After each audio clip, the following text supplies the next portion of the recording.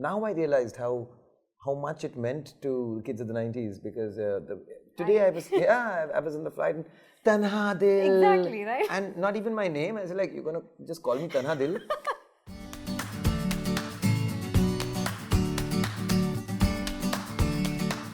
Hey Shaan, welcome to Film Companion. Thank you, We're Sneha. so Wonderful to excited be to here. have you, and we have 10 questions for you. I am ready. First up, It's Natural is being pegged as 2019's party song. So I just want to hear a little bit from you and get the show started with the song. I don't know if it's been picked as such, but it's a light, fun, breezy song. So, you want me to sing it? Yeah. Of course, of course. ये रात आधी वो चांद पूरा और मन चला समा महकी सी तुम हो डूबा सा मैं हूँ हल्का सा है नशा कुछ तो है अब जो हो रहा दोनों के दरमिया सांसों में है अजब सी गर्मियाँ जब से मिली हो का पल हुए मैजिक दिलों में है जो हलचल it's natural. I want to know Also, from while you. we are on a party song, I think it's refreshing to have a party song that has no alcohol mentioned or Punjabi kudi badi heart lagdi hai. So I just thought we'll try to keep away from the cliches while we still talk about a party song. Yeah. What was it about the 90s that find us going back so often to it, the nostalgia factor attached? But what was it about just the 90s that is special and something that singers from today can maybe take a tip or two out of? 90s, I think I was a part of the 90s because of the indie pop, generation, and it really. Now I realized how much it meant to kids of the 90s because today I was in the flight and Tanha Dil. Exactly, right? And not even my name. I was like, you're gonna just call me Tanha Dil. So it's That crazy. happens. Yeah. So it's like as if they found a piece of their childhood, when they saw me. So yeah, so the 90s is where I kind of got started, and I think now it's all coming back because most of I'm doing these corporate shows and like CEOs and the top officials are all like 90s kids. So it's so funny. I'm a fan. It's like, come on, you're the guy who's paid for the show. So I'm enjoying this phase. It's nice, and but I'm more an 80s person. If I were to ask you about, I know this is possibly hard, but one song that changed your life and to sing a couple of lines for us, which song would you find yourself going back to? Tanha Dil, I think. Should we hear it it's where then? it all started. I mean, before that there was Loveology. Yeah. And but that was still all fun, and they were like, "हाँ ये कोई आया है कोई अजीब सा लंबा बाल लेकर." But I think Tanha Dil gave me It was a great credibility. song. Yeah, it was a fun song. Yeah. I thought it was a great song, great video. Yeah. Very funny. But So Tanha let's Dil, hear a little bit about the song that changed your life. Tanha Dil. Okay, sure. I must mention, beautifully composed and created by Ram Sampath, and I wrote the lyrics with my friends in mind because at that time most of them had left India. The group that I grew up with had all moved off abroad to find a living. So it was their story.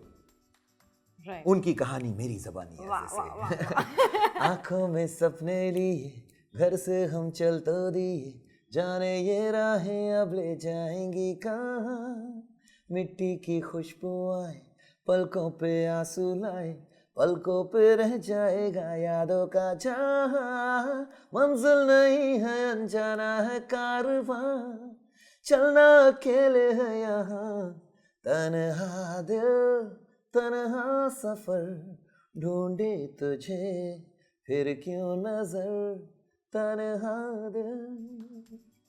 Listen, while I was singing it, I realized that while I was in my exactly teens but early 20s, just 21, 22, I was singing songs of retrospect. Ye hai, wo hai, and now you're singing and I'm on the wrong side of my 40s. I'm talking about infatuation and teenage love. So I think The timeline's a bit warped. I'm moving backwards. There's something crazy about this. I'm going to ask you, it must be natural to feel slightly envious when a good song goes to another singer. When's the last time that possibly happened to you? All the time. No, but now, of course, I mean, initially it was like that. But now it's been a while, so I'm quite used to it.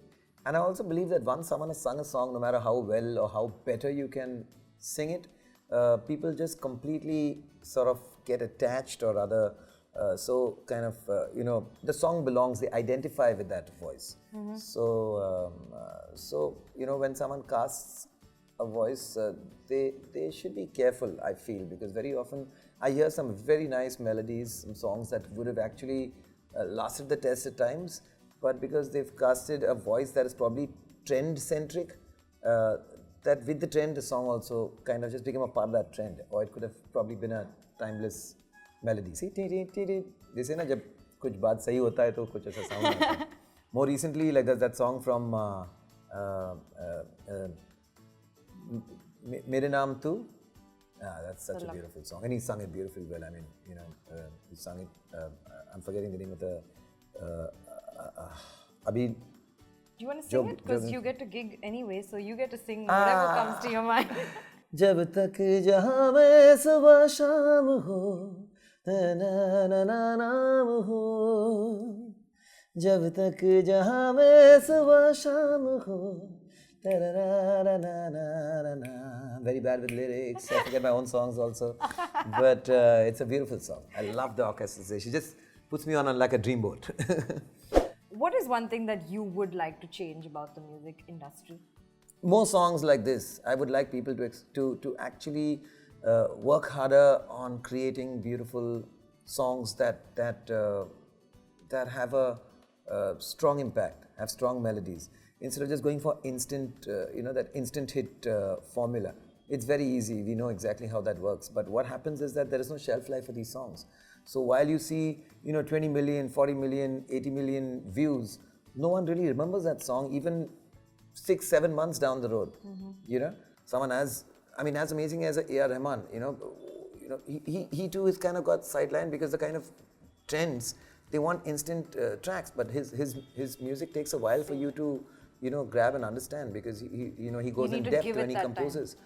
But you need to give him the time, and people aren't giving anyone the time. They're just creating recreations, or they're creating instant melodies that sound, one song just sounds exactly like the other song, so you can play it in a medley. You talked about how a singer, in a recent interview, a singer is as big as his social media following. What did you mean? But I probably must have said this thinking that sometimes what happens is that there are certain singers who are so huge in terms of their social media presence, through their, how much they are loved, that when you put out a song by that particular singer, it automatically guarantees you a lot of reach, a lot of organic, real views. Yeah. And that somewhere plays into the minds of the music companies, of the producers, of the composers, or that, oh, if so and so artist sings this song, my song is going to get that many more views because of their fan club or their thing. So maybe I must have said it with that context. Yeah. What's the best thing that came out of you putting out that tweet that was so talked about, where you actually just went out there and said that I'm not getting as much film music as earlier? What's the best thing that came out of that? Or how does it work? Nothing. There was nothing good that came out of that. Really? I didn't put a tweet like that. Someone just quoted me out of an interview, which I said in good humor. I didn't, because if someone asks you that why aren't you getting work, I have to confess, I'm not. But I didn't want to make up a story, oh, I'm being choosy now, the kind of music is so trash, I don't want to sing this kind of stuff. And instead of going that route, I just was honest and I said, yes, I really don't know why I'm not getting the work.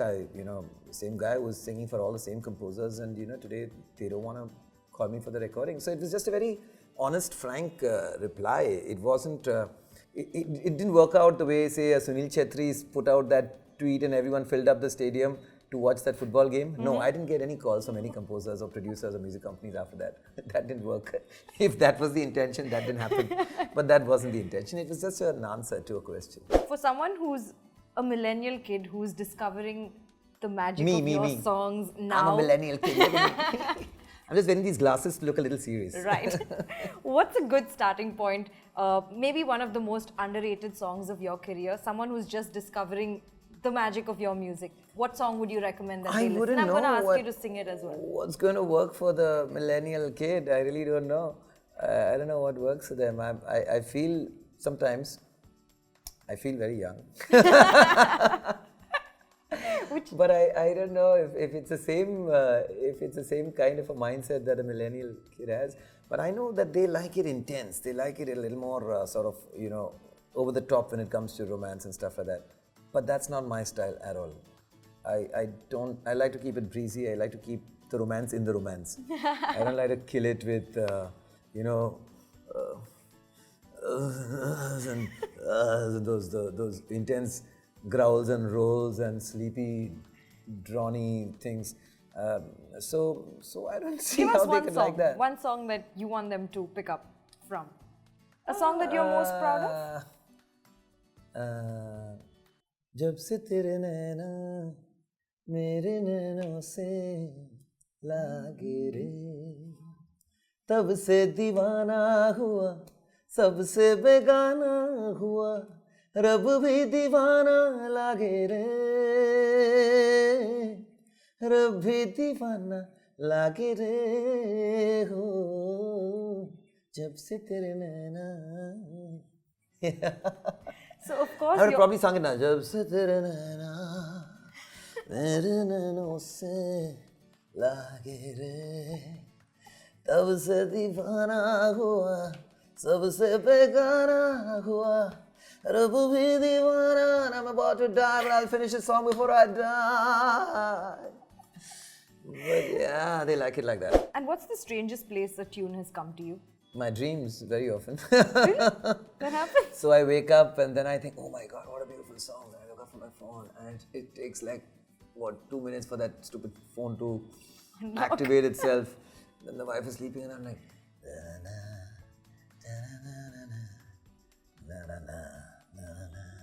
I think, oh, I've recorded the greatest melody of the millennium, whatever, 100 years, whatever. Then I wake up in the morning, that tune. What the heck is this? Delete. So, yeah, I mean, that happens. Yes. And since I told you it was going to be just 10 questions, I'm going to wrap by We're asking done? you. We're done. What? We just started having fun. What would be like the best piece of advice that you would give an aspiring singer? Something you wish someone gave you when you were starting out? I think you need to know what is you in terms of a singer. And I see a lot of youngsters now, copying that Atif Arijit style of singing. Right. Wherever I go to sing, even regional songs, not just Hindi. And yesterday or the day before, I went to dub a Odia song, and he sang it like it was Arijit singing in Odia. So I think he's already he's a fantastic singer. He's young. He's hardworking. He's gonna be around for a long time. And do not find your own voice, do your own thing. Create your own originality. It might be a little more difficult for you to kind of make your to come in, and sometimes people think it's easy because if you sound like him and he's too expensive or he's not around, then you get a chance to be him. But no one's going to know you sang that song. Right. So it's no point doing that. Not that anyone gave me this advice, but I just thought it was if you don't believe in your own voice, then it's no point. So right from the beginning, I never, though I'm a huge Kishore Kumar fan, I never ever thought of singing like him. I cannot. I mean, it's not possible. He's Kishore Kumar. So I'll whatever it is, I'll just be Shaan. Thank you. Thanks so much for chatting with us. Thank you, Sneha. Thank you. Thank you for having me. Hi guys, I'm Shaan, and if you like this video, do subscribe to Film Companion.